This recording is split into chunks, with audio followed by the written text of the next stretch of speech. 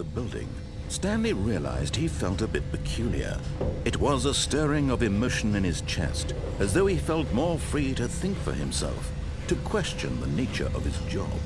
Why did he feel this now, when for years it had never occurred to him? This question would not go unanswered for long.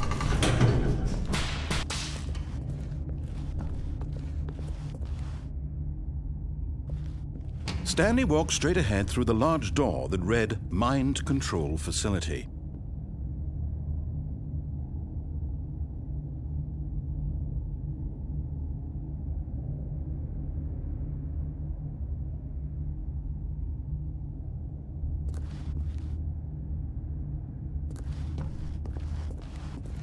Although this passageway had the word escape written on it, the truth was that at the end of this hall, but of course, Stanley thought better of it and realized he simply had too much to live for.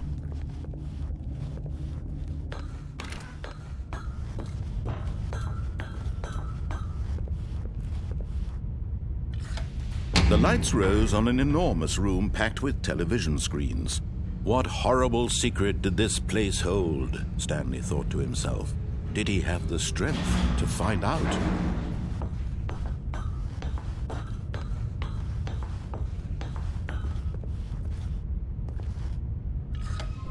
Now the monitors jumped to life, their true nature revealed. Each bore the number of an employee in the building, Stanley's co-workers. The lives of so many individuals reduced to images on a screen, and Stanley, one of them, eternally monitored in this place where freedom meant nothing.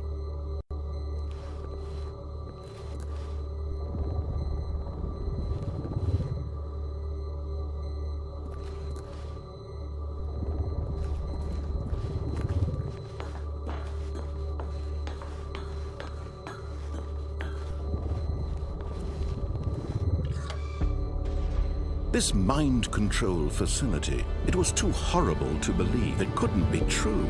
Had Stanley really been under someone's control all this time?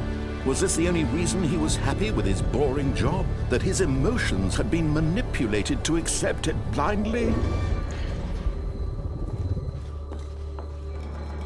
No, he refused to believe it. He couldn't accept it. His own life in someone else's control? Never!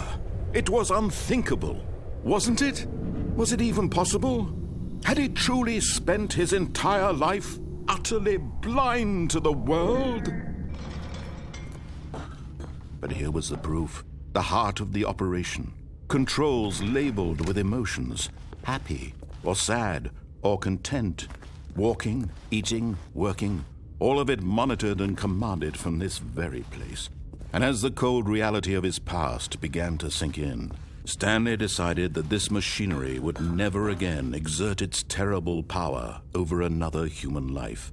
For he would dismantle the controls once and for all.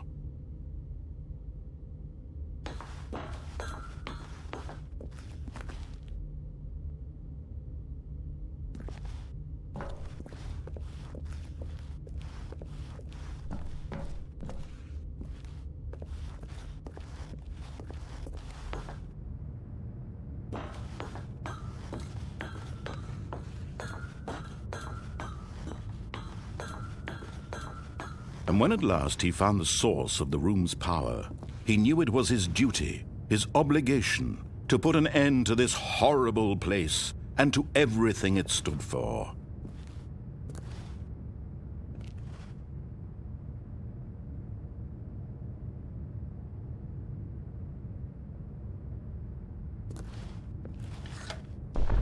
Oh, Stanley, you didn't just activate the controls, did you? After they kept you enslaved all these years, you go and you try to take control of the machine for yourself. Is that what you wanted? Control? Oh, Stanley, I applaud your effort, I really do. But you need to understand, there's only so much that machine can do. You were supposed to let it go, turn the controls off, and leave. If you want to throw my story off track, you're going to have to do much better than that. I'm afraid you don't have nearly the power you think you do. For example, and I believe you'll find this pertinent, Stanley suddenly realized he had just initiated the network's emergency detonation system. In the event that this machine is activated without proper DNA identification, nuclear detonators are set to explode, eliminating the entire complex. How long until detonation then? Let's say 2 minutes. Now this is making things a little more fun, isn't it, Stanley? It's your time to shine. You are the star. It's your story now. Shape it to your heart's desires. Oh, this is much better than what I had in mind. What a shame we have so little time left to enjoy it. Mere moments until the bomb goes off. But what precious moments each one of them is.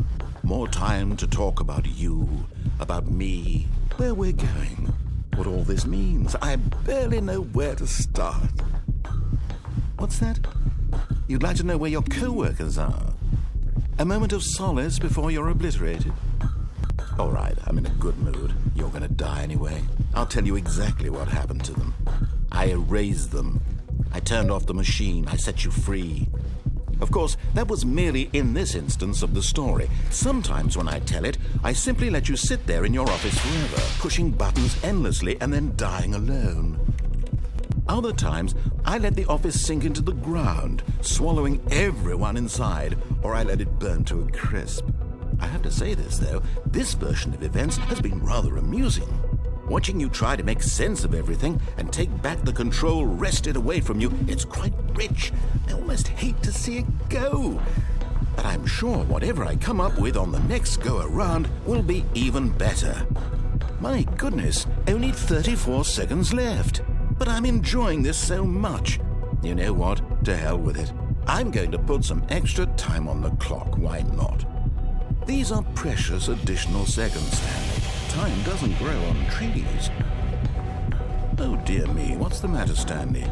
Is it that you have no idea where you're going or what you're supposed to be doing right now? Or did you just assume when you saw that timer that something in this room was capable of turning it off? I mean, look at you. Running from button to button, screen to screen, clicking on every little thing in this room. These numbered buttons, no, these colored ones, or maybe this big red button, or this door. Everything, anything, something here will save me. Why would you think that, Stanley? That this video game can be beaten? Won? Solved? Do you have any idea what your purpose in this place is? Stanley, you're in for quite a disappointment. But here's a spoiler for you. That timer isn't a catalyst to keep the action moving along. It's just seconds ticking away to your death. You're only still playing instead of watching a cutscene because I want to watch you for every moment that you're powerless. To see you made humble. This is not a challenge. It's a tragedy. You wanted to control this world, that's fine. But I'm going to destroy it first, so you can't. Take a look at the clock, Stanley. That's 30 seconds you have left to struggle. 30 seconds until a big boom and then nothing. No ending here, just you being blown to pieces. Will you cling desperately to your frail life, or will you let it go peacefully? Another choice. Make it count. Or don't. It's all the same to me. All a part of the joke. And believe me, I will be laughing at every second of your inevitable life from the moment we fade in until the moment I say, happily ever after.